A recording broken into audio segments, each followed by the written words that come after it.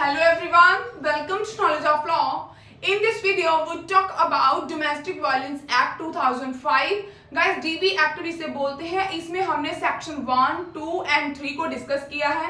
In this video, only talk about chapter 3. Guys, जो chapter 3 है, ये डील किसे करता है?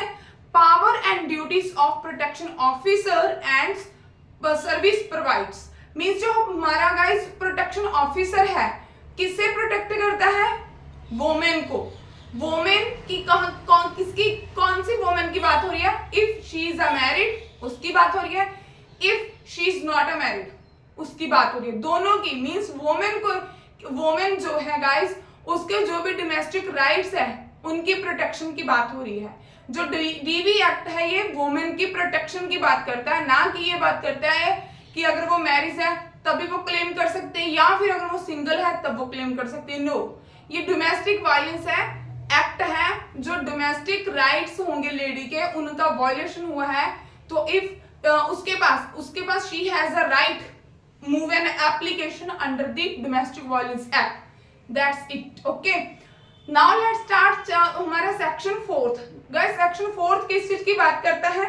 Information to protection officer. ठीक, इंफॉर्मेशन जो है प्रोटेक्शन ऑफिसर को दी जाती है.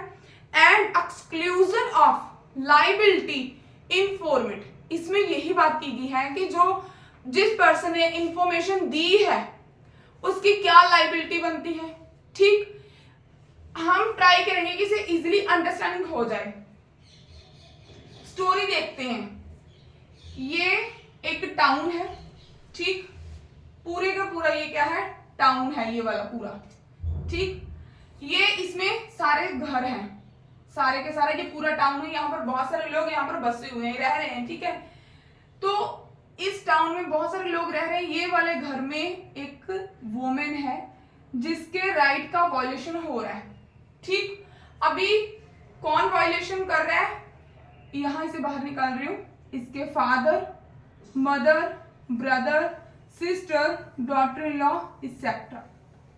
ये तो आगे इसकी खुद की फैमिली भी हो सकती है, फैमिली. ठीक, अगर if she is a married इसकी इन लॉज फैमिली होगी.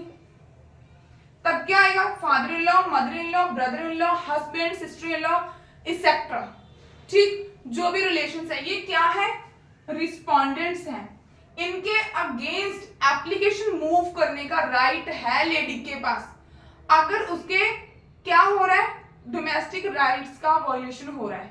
कैसे हो रहा है भाई? ये सारे के सारे एक ही घर में रह रहे हैं. ठीक, अभी क्या कर रहे हैं? इसे अच्छे से रहने नहीं दे रहे, इसे घर से निकाल रहे हैं, इसे मारा जा रहा है, पीटा जा रहा है, खाना नहीं दिया जा रहा है, इसे घर में बंदी बनाकर रखा जा रहा है.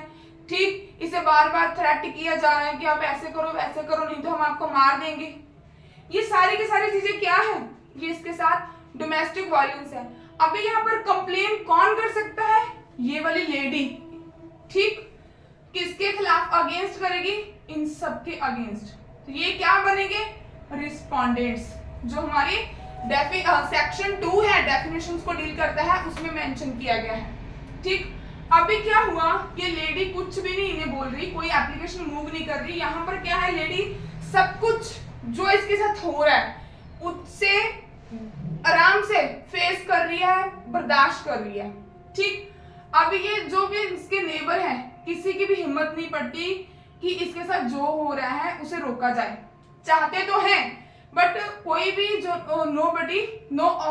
कोई भी एफर्ट्स नहीं कर रहा. ठीक, अब क्या है? मान लो ये वाले जो अंकल जी हैं, इन्होंने देखा भी एक दिन क्या हुआ, डेली का काम है बट उन्होंने एक दिन ऑब्जर्व किया कि इस लेडी को मारते पीटते बाहर तक आ गए गली में. ठीक, इनको बहुत बुरा लगा. इन्होंने चाहा इन्हें रोकना बट ये लोग नहीं रुके. ठीक, अंकल जी बोले कि हाँ भाई मैं अभी ये कंप्लेन करूंगा. कंप्लेन करने ये फिर इसी डर के कारण इसे घर में वापस ले गए. ठीक, अभी ये वाले जो अंकल हैं इसके पास गए. किसके पास? प्रोटेक्शन ऑफिसर के पास.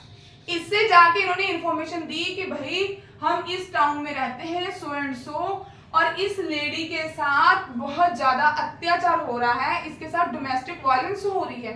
कौन कर रहा है? हर फैमिली मेंबर्स.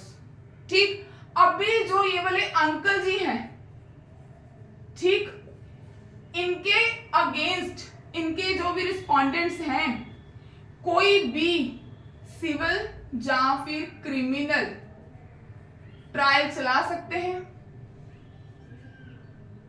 ठीक, यहां पर क्रिमिनल के स्पेलिंग सही नहीं लिखे हुए, आप एक मिनट देख लेना। ठीक, क्योंकि मैं जल्दी में लिख रही हूं, अब लिख दिया सही। क्या ये जो वाले अंकल जी हैं, ये लायबिलिटी इनकी बनती है कि सिविल या क्रिमिनल ट्रायल को फेस करें? ठीक, आप हमें बताना, एक बार खुद देखना। नहीं बनती। क्यों नहीं बनती? भाई इन्होंने गुड फेथ में वो काम किया है। ठीक, अंकल जी अगर इसे नहीं बचाते, नहीं कंप्लेन करते तो इसकी जान भी जा सकती थी। इन्होंने ये काम जो किया है गुड फेथ में किया है, तो इसलिए इनकी लायबिलिटी नहीं बनती। ये है हमारा सेक्शन 4। इसे एक बार बेयर एक्ट की लैंग्वेज से देखते हैं। Any person has been reason to believe that an act of domestic violence has been or is being or is likely to be committed may give information about it the concerned protection officer. Any person means कोई भी person, चाहे तो उसका family member है चाहे कोई भी person.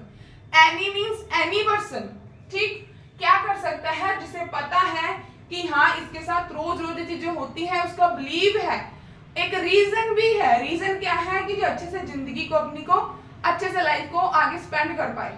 ठीक, तो इनके पास राइट है कि ये सोसाइटी में अगर ऐसा कुछ हो रहा है तो अंकल के पास राइट है, अंकल जाकर प्रोटेक्शन ऑफिसर जो कंसर्न प्रोटेक्शन ऑफिसर है उन्हें जाकर बता सकते हैं, इंफॉर्मेशन दे सकते हैं।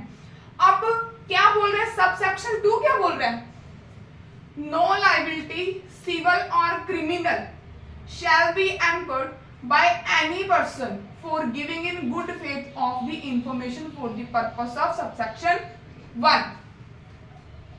ये देखिए क्या बोल रहे हैं कि नो लायबिलिटी, कोई लायबिलिटी नहीं बनती इनके अगेंस्ट, अंकल जी के अगेंस्ट। ना को सिविल बनती है ना को क्रिमिनल बनती है।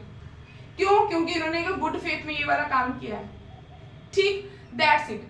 अभी अंकल जाके बताएंगे क्या उसके साथ हो क्या रहा है। डोमेस्टिक वायलेंस हो रहा है, जो हमारा सेक्शन 3 डेफिनेशंस है, डेफिनेशंस ऑफ डोमेस्टिक वायलेंस की बात की गई है सेक्शन 3 में। तो गाइस इसे देखते हैं डोमेस्टिक वायलेंस क्या होता है। इसीलिए हम आपको बोलते हैं कि पहले की वीडियो को वॉच कर लीजिए, देन आपको इजीली अंडरस्टैंडिंग हो जाएंगे नेक्स्ट के सेशंस। ठीक है, तो गाइस ये देखिए डोमेस्टिक वायलेंस की अगर हम बात करें सेक्शन 3 जो है डीवी एक्ट का, उसमें बात की गई है डेफिनेशन ऑफ डोमेस्टिक वायलेंस। ये डोमेस्टिक वायलेंस किस चीज की बात करता है? फिजिकल अब्यूज की। फिजिकल अब्यूज में क्या है? उसे मारा भी जा रहा है, पीटा भी जा रहा है, उसके साथ अत्याचार हो रहा है। सेक्सुअल अब्यूज, सेक्सुअल अब्यूज जो है गाइस हस्बैंड के द्वारा भी किया जा सकता है या फिर अदर फैमिली मेंबर्स के द्वारा भी। ठीक, ये भी किसी लेडी को पता हो सकता है, ये भी यही बताएगी। ठीक, अब क्या है? वर्बल या इमोशनल। वर्बल में क्या आता है? आपको बोलकर, जैसे बोल दिया मोटी है, नाटी है, छोटी है, बौनी है, काली है, कम पढ़ी लिखी है, ऐसे कुछ वर्बली बातें बोल देनी कि जो बंदे को इतनी हर्ट हो जाए कि पर्सन इतना हर्ट हो जाता है कि वो एक्सप्लेन नहीं कर सकता। इसे इमोशनल, जब भी किसी पर्सन को आप ऐसे वर्बली ऐसे वर्ड बोलते हो तो ऑब्वियसली उसे थोड़ा हर्ट होता है, तो इमोशनली भी फिर उसके अफेक्ट होते हैं।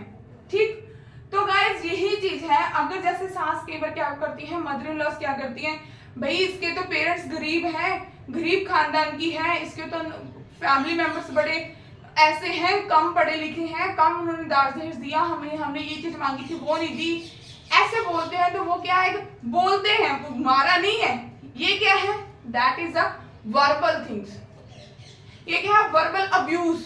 ठीक, अब क्या हो रही है? इकोनॉमिक, कि जो भी उसके घर की चीजें हैं उन्हें क्या है? यूज नहीं करने दिया जा रहा। जैसे कि एक ही घर में है, हम एक ही घर में सब लोग रह रहे हैं, तो मान लो मेरे जो डोमेस्टिक राइट्स है, मुझे क्या कर रहा है? घर को यूज करने नहीं दिया जा रहा, इस रूम को यूज नहीं करने दिया जा रहा, घर की जो वॉशरूम है उसे लॉक किया जा रहा है, तो या फिर किचन है उसमें मुझे खाना नहीं बनाने दिया जा रहा है। ये क्या है गाइस? इकोनॉमिक इकोनॉमिक अब्यूजिंग है, जैसे कि हाउस होल्ड शेयर्स चीजों को रिस्ट्रिक्ट किया जाता है कि आपने भी इसे यूज नहीं करना। ये सारी चीजें क्या है गाइस, डोमेस्टिक वायलेंस में ही इंक्लूड होती हैं। ठीक, ये था हमारा सेक्शन 4। तो ये आज का देखिए आपको सेक्शन कैसा लगा। अगर आपको हमारी वीडियोस अच्छी लगती हैं तो प्लीज आप इन्हें लाइक भी कीजिए, शेयर भी कीजिए एंड अपने फ्रेंड के साथ इन्हें शेयर भी कीजिए। ठीक, एंड गाइस ये भी बोलूंगी कि चैनल को सब्सक्राइब करना मत भूलिए और बेल आइकन को भी प्रेस कीजिए। अगर आपको वीडियो अच्छी लगती है, थोड़ी सी भी नॉलेज एक्वायर होती है तो गाइस प्लीज चैनल को सब्सक्राइब कीजिए एंड हमें नीचे कमेंट बॉक्स में बताइए आपको हमारे एफर्ट्स कैसे लगते हैं। Thanks for watching.